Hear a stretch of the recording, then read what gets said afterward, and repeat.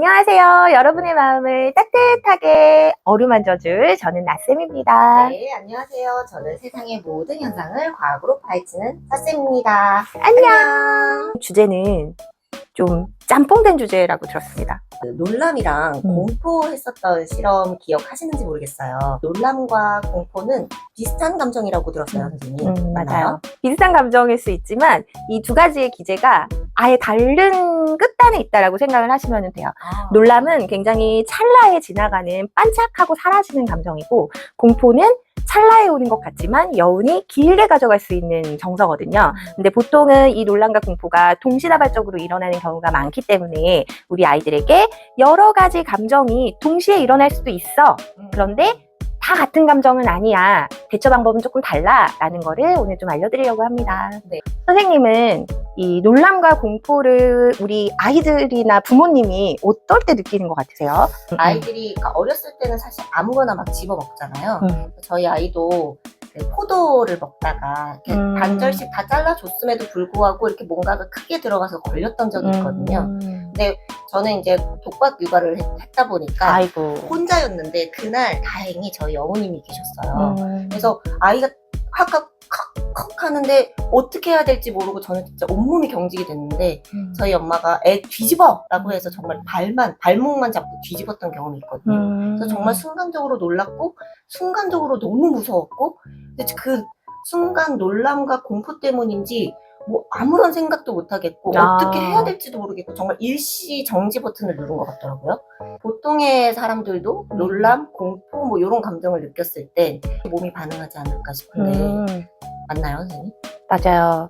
보통 놀람과 공포가 사람을 덮을 때는 우리 저번 시간에 공포를 느꼈을 때는 생각하는 뇌로 가지 않고 파충류의 뇌라고 불리는 편도체가 바로 이렇게 버튼이 눌러진다라고 얘기를 했었어요. 바로 눌러지면서 우리 뇌에서는 기억을 담당하는 해마 영역이 코티졸이라고 불리우는 물질이 분비되면서 멈추게 돼요. 마비된다라는 표현이 조금 더 맞는데, 선생님이 말씀하신 것처럼 머리가 하얗고 이렇게 몸이 굳는다라는 말이 실제로 일어나는 방식이에요. 부모님들이 아이를 엄청 혼냈을 때 아이들이 멍해지면서 기억을 못하고 엄마가 아무리 잔소리를 하고 너 이렇게 하라고 했어 안 했어 다음번에 이렇게 또 할 거야 라고 했을 때 우리 아이들은 다음번에도 또 합니다.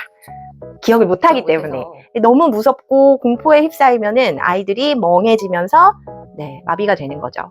그 순간 멈춤은 아니지만 모든 회로가 정지된 것처럼 반응을 하는 거네요. 맞아요. 그렇게 멈추는 거예요. 그래서 아이들을 훈육하실 때 엄청 이렇게 막 공포스럽고 무섭게 혼내면 아이들이 말을 듣는 것 같지만 사실은 걔네는 아무 생각이 없다. 반성을 하게 되네요. 어제 저녁 아이를 잡았던 기억과 함께 똑같은 실수를 반복할 것이다.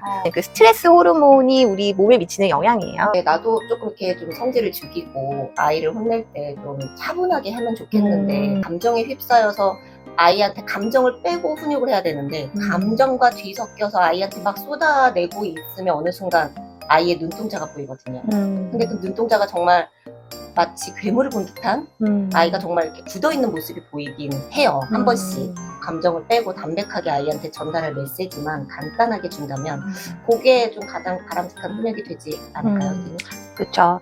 근데 부모님들이 애들한테 화내는 것도 우리가 이 뇌와 신체에 지배를 당하고 있는 거라 이런 생각을 했지만 막상 너무 놀라고 너무 공포스러운 우리 아이가 또 같은 실수를 반복했어 라고 내가 무너져 내리는 그 순간에는 이성적인 생각의 뇌의 버튼은 눌러지지 않는다는 거.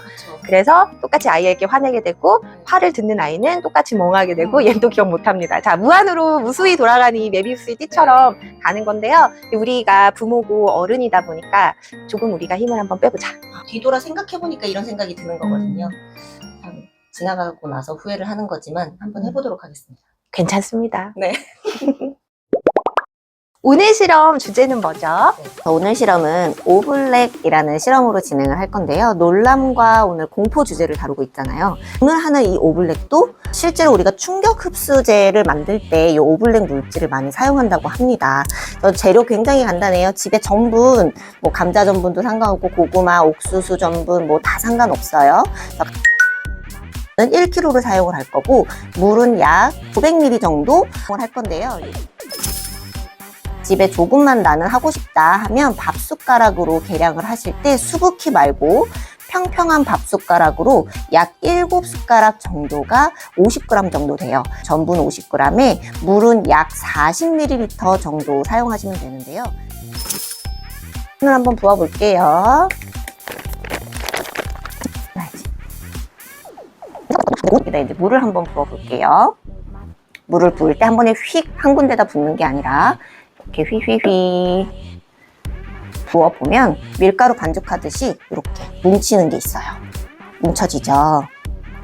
자, 이렇게 뭉쳐짐이 보이고 절반만 붓고 한번 다시 보여드릴게요. 지금 이렇게 보시면 전분가루가 물에 녹는다라는 표현은 조금 적당하지 않고요. 물에 아까 굉장히 고운 입자가 알알이 물에 둥둥 떠있는 형태랑 마찬가지예요. 찰랑찰랑 거리는 거 보이시죠? 이렇게 마치 묵을 만들 때처럼 이렇게 찰랑거리는 형태 정도 되면 적당한 농도가 된 거고요. 얘를 완전히 설탕이나 소금 녹이듯이 녹인다라는 느낌은 아니라서 뭉쳐진 전분만 없으면 돼요. 그래서 이렇게 적당히 풀어 놓으시고, 자, 지금부터 이제 마술쇼입니다. 세상의 모든 현상들은 과학적으로 설명을 할 수가 있는데 얘네들은 비뉴턴 물질이라고 부르는 이유가 있어요. 우리가 손에 달걀이나 사과를 넣고 꽉 쥔다고 생각을 해보면 달걀이나 사과 같은 것들은 힘을 주면 줄수록 어떻게 되죠? 깨지거나 부서지잖아요. 근데 얘네들은 비뉴턴 물질이라고 부르는 이유는 얘네들은 힘을 가하면 가할수록, 압력을 주면 줄수록 굉장히 단단해집니다. 그래서 아까 얘네들을 충격 흡수제로 사용한다고 했었잖아요. 그러니까 순간적인 충격이 쾅 하고 왔을 때 내 몸을 보호하고 차량을 보호하고 어떤 물체를 보호하기 위해서 순간적인 그 힘을 얘네들이 보호하는 물질로 바깥에서 딱 막아주는 역할을 하는 거예요. 방패처럼. 그러니까 충격 흡수제로도 이 오블랙 물질 사용한다고 했잖아요. 쳐보는 거를 해볼 건데 여기 부분이 어떻게 되는지 한번 자세히 보시면 좋을 것 같습니다. 자, 지금은 이렇게 좀 흔들리는 거 보이시죠? 자, 한번 내리쳐 볼게요.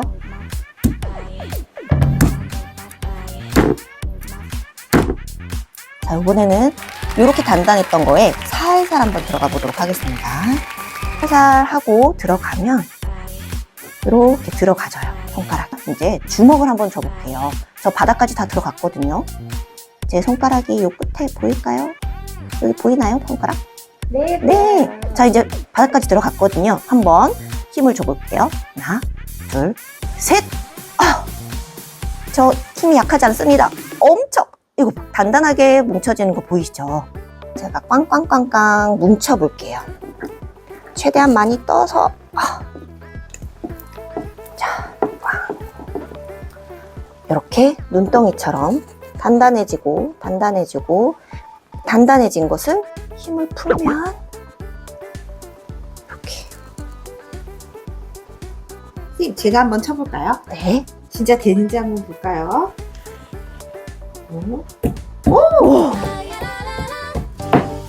이게 찰랑거리는데 그쵸? 들어가지 않아요. 네. 그래서 실제로 아이들이 쓰는 헬멧 같은 거에 안쪽 구성 물질로 이 오블랙 사용하는 것을 연구하고 있다고 합니다. 왜냐하면 이제 아이들이 크게 넘어지거나 할 때 강한 충격에 의해서 아이들의 뇌를 보호하기 위해서 헬멧 안쪽 물질로 사용할 수 있도록 연구하고 있다고 하네요. 와, 정말 아이들이 엄청 신기해요. 그쵸? 도 넣으세요. 오! 부모님들 치우실 때 그냥 하수구에 버리기 쉬우신데요. 그렇게 버리시면 하수구 막혀요. 안 됩니다. 하수구에 절대 그냥 버리시지 마시고 이것들은 손으로 빡빡빡빡 긁어내셔서 일반 쓰레기로 버리셔야 하수구가 막히지 않습니다. 절대 하수구에 버리지 않아요. 저도 집에 가서 저희 아들이랑 다시 한번 영상을 보면서 해봐야 될 것 같아요. 꼭 한번 해보세요. 너무 신기하잖아요. 맞아요. 네. 근데 이 실험 영상을 보니까 제가 느껴지는 게 저는 절대로 결단코 같이 이렇게 완전히 부정하는 말을 좋아하지는 않지만 아이들이 부모님한테 엄청 혼나서 스트레스 호르몬이 막 뿜뿜 분비됐을 때 해마가 마비되고 기억력이 굳어지고 몸이 굳어져서 멍해서 한 번 혼난 행동을 계속 반복하면서 같은 실수를 할 때 우리 부모님들이 과하게 혼내시거나 훈육이 과하게 공포로 들어가거나 소리를 버럭 지르는 식으로 훈육이 되면은 아이들은 이 대뇌 구조상 절대로 그 행동을 고칠 수 수가 없다. 없어요. 보셨죠? 아무리 세게 내려쳐도 네. 안 들어갑니다. 그런 것 같아요. 네. 부드럽게 말도 눈빛도 아이에게 훈육을 할 때는 감정 빼고 정말 담백하게. 저도 잘 안 되지만요. 언제까지 훈육을 안 하는 걸까요? 저는 자신은 없는데요. 사실은 초등학교 입학 전에 아이들에게는 굳이 그 정말 생존의 위협이 되지 않는 한 정말 큰 훈육은 하지 않는 것이 좋다고들 합니다. 아, 그렇군요. 저희 아이들은 어떡하나요? 괜찮을 거예요. 네, 잊어버렸을 겁니다. 네 맞아요.